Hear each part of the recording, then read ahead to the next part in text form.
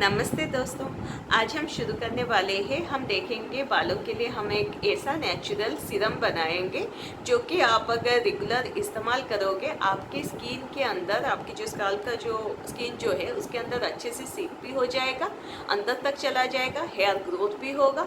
और इसमें जो इंग्रेडिएंट्स है ये आपके बाल अगर हल्का सा प्री मैच्योर ग्रेइंग की परेशानी है या फिर नहीं भी है, अगर आप इसको रेगुलरली इस्तेमाल करोगे तो फिर आपके बालों में ग्रेइंग की जो परेशानी होने वाली है आगे या फिर हो चुकी है वो बहुत डिले में होगी। और ये आपके बालों को ब्लैक भी करता है और साथ ही साथ एक बहुत ही अच्छा सा टेक्सचर भी देता है, लाइट रहता है आपके हेयर पर और आपके बालों के ग्रोथ में भी बहुत ही ज़्यादा मदद करता है। और स्काल्प इन्फेक्शन वगैरह जैसे आपको डैंड्रफ वगैरह की परेशानी है तो उसको भी निकालता है। तो चलिए शुरू करते हैं कि ये सीरम को आपको कैसे बनाना है। पिछला जो वीडियो आपने देखा उसको मैंने 8 महीने पहले शूट किया था और ये 8 महीने बाद का रिज़ल्ट है। ये सीरीज़ जब मैं बना रही थी और अभी भी बना रही हूँ तो बहुत सारे लोग उसमें डाउट्स पूछते हैं कि सच में आपने जो ऑयलिंग किया, जिस तरह से मसाज किया, सिर्फ ऑयल नहीं, बनाने का तरीका और साथ ही साथ मैंने उसके और एक पार्ट में भी बताया था कि किस तरह से उसको मसाज करना है। और फिर उसके बाद और जितने भी वीडियोस बनाए हैं इसके सीरीज़ में 5 अभी तक मैंने पार्ट बना चुकी हूँ बाल के ऊपर ही। उसके बाद स्किन के ऊपर जाएंगे, मगर पहले हेयर के ऊपर सारी चीज़ जितने मैंने किए हैं उसके ऊपर पहले बनाएंगे। तो उसमें जितने भी सीरीज़ बनाए हैं तो उसमें एक डाउट सबको रहता है कि सच में आपके बाल आए या फिर नहीं आए, बाल पैचेस कवर अप हुए या फिर नहीं हुए।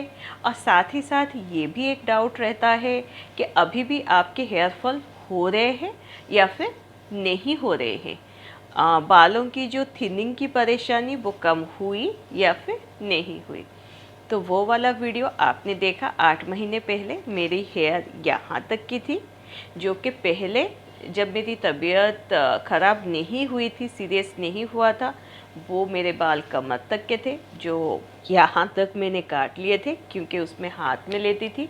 इसके पार्ट 1 में आपको मैंने दिखाया है कितने सारे गुच्छे बालों के निकल गए थे। तो वो सारे बाल जो निकल गए थे, बहुत जगहों पर मेरे बाल पैचेस आ गए थे। फिर मैंने पार्ट 3 में दिखाया जब मेरे बाल यहाँ तक आ गए थे कि ऊपर के बाल नए रीग्रो हुए हैं और जो इतने छोटे छोटे यहाँ पर जैसे आप घास काट लेते हो, छोटे छोटे बहुत सारे उस तरह के बाल रह जाते हैं, तो वो न्यू रीग्रो हुए थे। तो अभी आप देख सकते हैं बालों का लेंथ मेरा यहाँ तक का आ गया है। तो पहला आपने जो क्वेश्चन पूछा था कि बाल आपके रीग्रो हो रहे हैं या फिर नहीं हो रहे, तो हाँ देखिए यहाँ से यहाँ तक का रीग्रो हो चुका है, ये देखिए दोनों तरफ। अब दूसरा क्वेश्चन जो था कि आपके बाल पैचेस हो या फिर थिनिंग की परेशानी अभी भी हो रही है या फिर नहीं हो रही है, तो चलिए मेरे हेयर लाइन देखते हैं कि बाल एक्चुअली वहाँ पर आए हैं या फिर अभी भी वहाँ पर बाल पैचेस है। तो ये देखिए मेरे हेयर लाइन, अभी आप देख सकते हैं इसके गैप बहुत कम हो चुके हैं। मैं आपको हर एक हेयर लाइन निकाल के दिखाती हूँ यहाँ पर, ताकि आपके वो भी डाउट क्लियर हो जाए। तो ये देखिए ये एक हेयर लाइन है, ये देखिए दूसरा हेयर लाइन निकालते हैं और यहाँ पर देखिए तीसरा। तो यहाँ पर आप पूरा देख सकते हैं हर जगह पर बाल आ चुके हैं। पीछे की तरफ भी यहाँ पर जो बाल पैचेस थे ये जगहों पर भी बाल अच्छी तरह से रीग्रो होकर आ चुके हैं। ये पीछे के बाल है, ये पूरी तरह से मैं आगे लाकर दिखाती हूँ तो आपको पता चल जाएगा कि हाँ थिक हुआ है या फिर नहीं हुआ है। ये सारे मेरे बाल हैं जो पीछे की तरफ थे, तो सारे मैं आगे की तरफ ले आ चुकी हूँ। तो पीछे की तरफ भी मेरे बालनेस नहीं है, यहाँ पर आप देख सकते हो हर तरफ से बाल आ चुका है। आप सारे हेयर लाइन चेक करके देख सकते हो कि इसमें गैप बहुत ज़्यादा कम हो चुका है, अभी है नहीं बिल्कुल। और जो बाल इतने छोटे थे 8 महीने में, आप सोच रहे होंगे कि वो यहाँ तक आ गए, तो नहीं, जो यहाँ पर थे वो यहाँ पर आए हैं और जो छोटे छोटे थे 8 महीने लगा वो अभी यहाँ तक पहुँचे हैं। उसको भी मैं आपको दिखा सकती हूँ, मगर थोड़े थोड़े निकल सकते हैं, पूरा तो नहीं निकल सकता है, मगर थोड़े थोड़े आप देख सकते हो इस तरह से। अगर मैं बालों को पीछे की तरफ टाइट कर रही हूँ तो ये तो नीचे के बाल हो गए। जो यहाँ पर जो बाल है अब उनको निकाल के देखते हैं कि निकलते हैं या फिर नहीं निकलते हैं। तो यहाँ से मैं इस तरह से बालों को निकाल रही हूँ। जो छोटे बाल होंगे वो निकल जाएंगे। तो चलिए इस तरह से करते हैं और देखते हैं कि कितने छोटे छोटे बाल थे और वो निकले हैं या फिर नहीं निकले हैं, कहाँ से निकले हैं।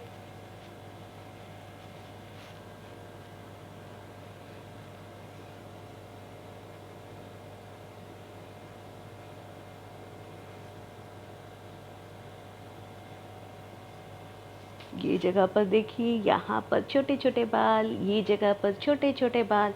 ये आप देख सकते हो कि एक गुच्छा होकर यहाँ पर निकल चुका है जो कि हाफ लेंथ तक है। यहाँ पर भी है, पूरा एक गुच्छा है ये वाला, जो कि मैंने आपको छोटे छोटे पिछली बार में दिखाया था। पूरा एक गुच्छा निकल गया है बालों का। इस तरफ भी वही है, पीछे की तरफ भी वही है। एक गुच्छा पूरा निकल गया है बालों का, जो कि नए हेयर है, जो कि अभी रीग्रो हो रहा है, जो यहाँ तक है। जब यहाँ पर आ जाएंगे फिर एक बार मुझे सेम लेंथ करके उसको काटना पड़ेगा, फिर उसके बाद रीग्रो करना पड़ेगा। मगर हाँ, जब ये बाल यहाँ तक आ जाएंगे तो नीचे का भी थिकनेस थोड़ा सा और बढ़ जाएगा। तो तभी के लिए इसको आराम से ही कोम करेंगे ताकि ये निकल ना जाए, क्योंकि ये मेरे नए वाले बाल हैं। तो चलिए शुरू करते हैं कि उस दौरान मैंने ये जो सीरम बनाया था, जिसको मैंने स्टोर करके रखा हुआ है, ये कौन सा सीरम है और इसको कैसे लगाते हैं उसके बारे में भी बात करेंगे। तो इसको लगाने के लिए आप रात में इस्तेमाल कीजिए इसको। ये पानी वाला चीज़ है तो अंदर तक जाएगा। तो एक एक आपको यहाँ पर जो हेयर लाइन है निकालना है, और थोड़ा सा आप हाथ में ले सकते हैं, कटोरी में, या फिर डायरेक्ट इसको भी इस तरह से डाल सकते हैं और फिर इस तरह से इसको घिस लीजिए। थोड़ा सा आराम से ही घिस लीजिए इसको। अब दूसरे हेयर लाइन को हाथ में ही निकाल दीजिए, या फिर कोम है तो फिर कोम की मदद से भी आप निकाल सकते हैं। तो इस तरह से हर हेयर लाइन को निकालना है आपको, और फिर इसको इस तरह से हल्का सा लगाना है। ये आपके बालों को बिल्कुल भी ऑयली नहीं करता है, मगर हाँ 2-3 दिन के बाद आपको इसको साफ़ करना पड़ेगा, क्योंकि ये अंदर तक सीप करके बहुत अच्छा इफ़ेक्ट तो देता है, मगर साथ ही साथ 2-3 दिन के बाद आपको लगेगा कि नीचे की तरफ हल्का सा वो ड्राई हो जाता है, या फिर पानी वाला हिस्सा आप जब सीप करते हो तो वो स्कैल्प के ऊपर भी कुछ रह जाता है, तो उसके ऊपर मेल भी जम सकता है। तो 2-3 दिन के बाद जैसे ही आप ऑयलिंग वगैरह करते हो, पैक वगैरह लगाते हो, तो आप उसके बाद उसको साफ़ कर सकते हो। जैसे ये 2 दिन लगा दिया, इसके साथ जो पैक बनाया है, रात में ऑयलिंग किया और उसको साफ़ कर लिया, फिर अगले दिन आप पैक लगाकर फिर बालों को अच्छी तरह से धो सकते हो। तो चलिए शुरू करते हैं कि इसको किस तरह से मैंने बनाया था। यहाँ पर मैंने एक मुट्ठी भर आंवला ले लिया है। ये सूखे हुए आंवला है।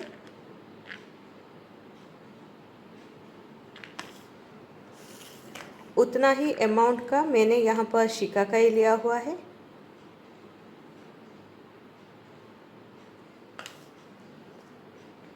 और ये रीठा है।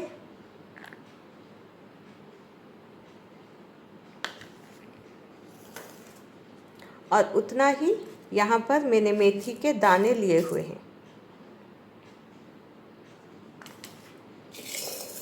इन सब चीज़ों को एक बर्तन में डाल देंगे।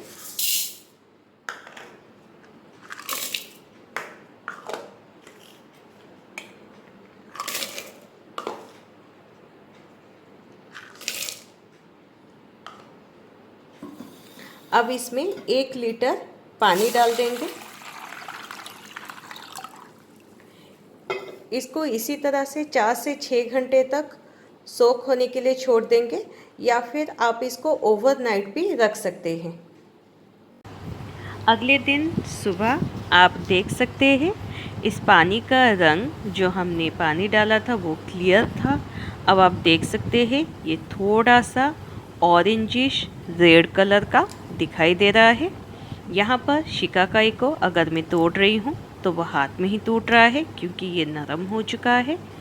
और यहाँ पर आंवला वगैरह, मेथी भी देखिए फूल चुका है, आंवला भी फूल चुका है, रीठा फूल के ऊपर यहाँ पर आ चुका है। तो ये अच्छी तरह से पानी में सोक हो चुका है। अब यहाँ पर हमारा जो पानी बन के तैयार है उसी को हम चूल्हे के ऊपर चढ़ा देंगे। गैस को हम लो से मीडियम हीट पर ही रखेंगे। इसमें उबाल जल्दी आने के लिए हम इसको हाई बिल्कुल नहीं करेंगे।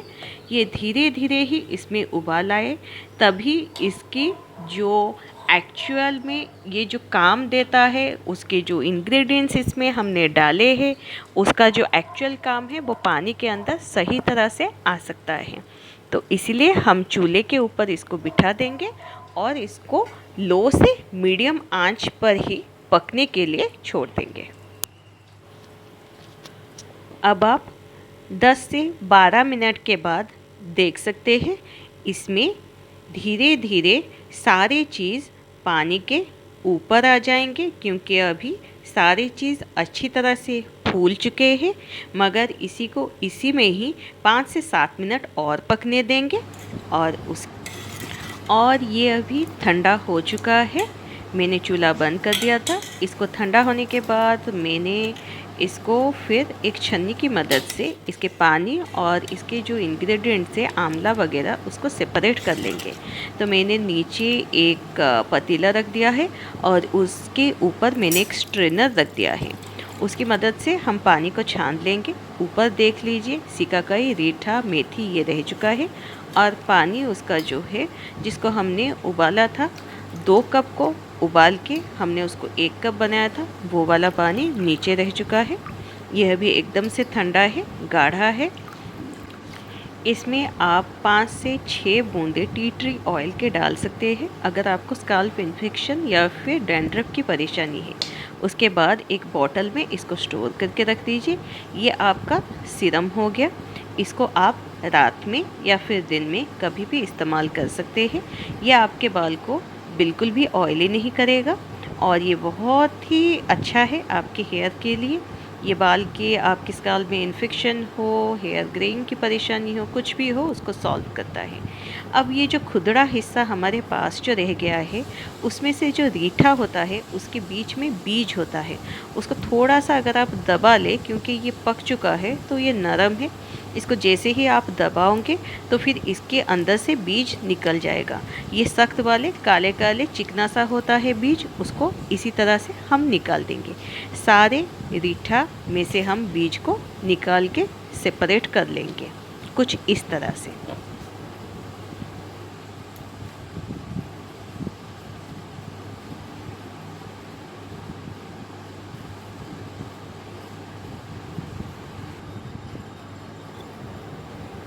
यहाँ पर मैंने सारे बीज निकाल दिए हैं।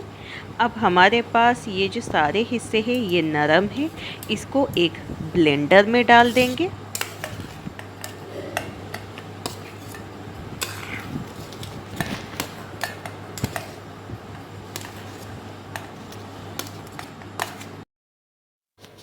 यहाँ पर ब्लेंडर में पीसने के लिए ये थोड़ा सा टाइट होगा और पेस्ट बनेगा नहीं, तो इसमें थोड़ा सा पानी ऐड करना पड़ेगा।